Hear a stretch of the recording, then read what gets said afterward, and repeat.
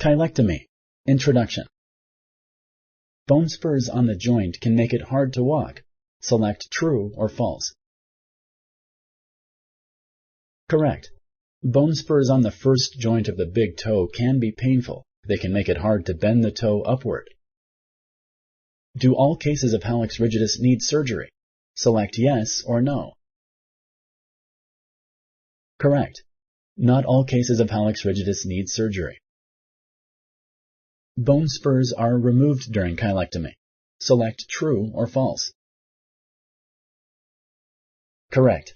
During a cheilectomy, a surgeon shaves off a bone spur that is causing toe pain and stiffness. Is nerve injury a common problem with a cheilectomy? Select yes or no. Correct. Nerve injury is not common with a cheilectomy, but it is possible.